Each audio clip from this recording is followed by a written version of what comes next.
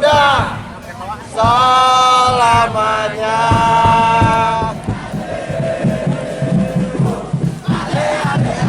Pertama kali dalam sejarah negara Brunei, begitu gilanya para supporter Indonesia maupun supporter Brunei yang berdampingan menyambut kedatangan para pemain, baik itu di penginapan tempat timnas, tempat latihan timnas Indonesia. Melihat olahraga sepak bola di negara Brunei sendiri tidak juga familiar. Akan tetapi, laga Indonesia versus Brunei leg kedua kualifikasi Piala Dunia akan menjadi headline di negara Raja Minyak tersebut. Hal ini pun turut menyita perhatian para petinggi kerajaan Brunei, yang mana kita tahu sendiri ada salah satu pemain timnas Brunei pemain termahal di dunia adalah saudara Sultan Brunei, yaitu Faik Bolkiah yang diberitakan akan menyaksikan laga ini. Bahkan menurut sumber OK Finance, saat ini ada sekiranya 52.280 orang Indonesia yang bekerja di negara itu. Selain karena faktor jarak yang sangat dekat, pertumbuhan ekonomi dan faktor kesamaan agama dan bahasa yang menjadi alasan TKI memilih bekerja ke Brunei Darussalam. Apalagi jarak antar kota di negara Brunei tidaklah terlalu jauh. Hal itu membuat puluhan ribu para tenaga kerja Indonesia di sana akan menyaksikan laga timnas Indonesia kali ini. Apalagi terakhir kali Indonesia berlaga di Stadion Hasanal Bolkiah pada tahun 2013 silam. Hal ini membuat para fans Indonesia merindukan aksi para punggawa Garuda. Sekedar informasi, kapasitas stadion di Brunei sendiri adalah 28.000 kursi penonton.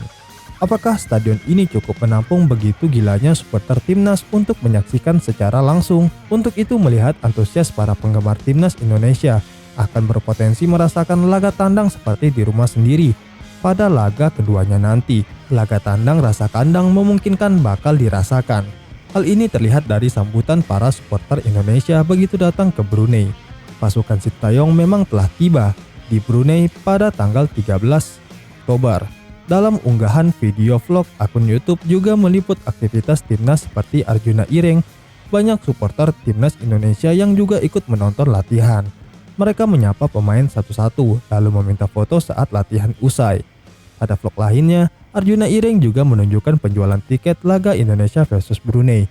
Menariknya, counter untuk supporter Indonesia lebih ramai ketimbang untuk supporter Brunei. Ternyata banyak tenaga kerja Indonesia yang berada di sana ingin menjadi supporter saat Indonesia bertanding. Hal ini tentunya yang bakal membuat timnas Indonesia berpotensi merasakan laga tandang seolah laga kandang. Di sisi lain, Federasi Sepak Bola Brunei resmi menjual tiket pertandingan antara Brunei kontra Indonesia. Bermain di leg kedua putaran pertama kualifikasi akan bermain di stadion yang memiliki kapasitas 28.000 penonton. Penjualan dilakukan secara luring alias offline di Stadion Nasional Hasanal Bolkiah. Menariknya, calon penonton tak perlu merogoh kocek dalam-dalam untuk dapat menyaksikan pertandingan ini. Penonton hanya perlu merogoh kocek $15 Brunei Darussalam atau sekitar Rp170.000. Sementara itu, harga yang dijual lebih murah lagi, yakni $10 Brunei atau setara Rp114.000. Telah menjual 5.788 tiket. Jumlah tersebut akan terus bertambah sampai pertandingan Brunei versus Indonesia digelar. Harga ini jauh lebih murah dibandingkan harga yang dijual oleh PSSI pada leg pertama antara Indonesia kontra Brunei di Stadion Gelora Bung Karno. Sintayong pun harus putar otak jelang pertandingan melawan Brunei. Pada laga ini mereka mengincar kemenangan untuk memastikan satu tempat di putaran kedua. Namun sebelum duel tersebut akan ada sedikit masalah dalam penentuan skuad yang akan bertanding. Masalah datang dari posisi bek kiri timnas. Seperti diketahui, pada leg pertama Sintayong memutuskan untuk menurunkan Pratama Arhan dari menit pertama. Dia kemudian ditarik keluar pada menit 73 dan digantikan oleh Sain Patinama. Penampilan Arhan pada laga tersebut cukup menjadi sorotan dan dinilai kurang maksimal, apalagi dia mendapatkan menit bermain yang minim bersama Tokyo Verdy. Di tengah posisi Arhan yang terancam, Sain justru bermain lebih solid di laga itu.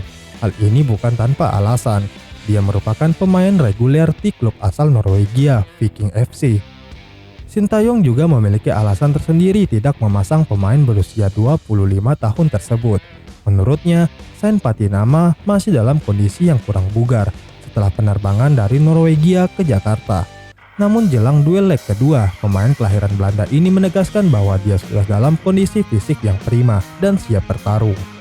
Menariknya nama terakhir yang akan jadi sosok yang meramaikan persaingan di posisi bek kiri, Edo Febriansah yang dilaporkan cedera saat ini sudah mulai pulih dan siap bertanding.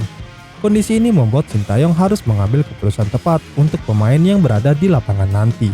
Prediksi Sain akan jadi pilihan karena Arhan sudah sempat mendapatkan menit bermain yang cukup.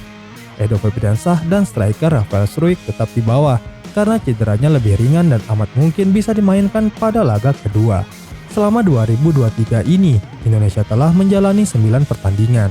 Dari 9 itu hanya 2 kali main tandang. Hasilnya tim asuhan Sintayong ini sekali kalah dan sekali menang. Selama memenangi tim Merah Putih sejak 2020, Sintayong telah menjalankan 37 pertandingan. Hasilnya 19 kali meraih kemenangan, 9 kali imbang dan sisanya 9 kali kalah. Dari jumlah itu, hanya 6 kali Sintayong memimpin Indonesia bertanding di depan supporter tuan rumah. Lawan yang dihadapi itu adalah Uni Emirat Arab, Singapura 2 kali, Kuwait, Filipina dan Vietnam. Dari ke-6 laga ini, hanya 2 kali saja Indonesia kalah, yakni saat melawan Uni Emirat Arab dan Vietnam.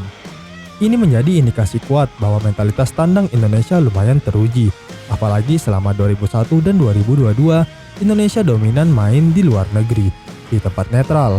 Saat kualifikasi Piala Dunia 2022 pada 2021, grup yang ditempati Indonesia main di Dubai, Uni Emirat Arab. Selanjutnya playoff kualifikasi Piala Asia 2023-2024 digelar di Thailand.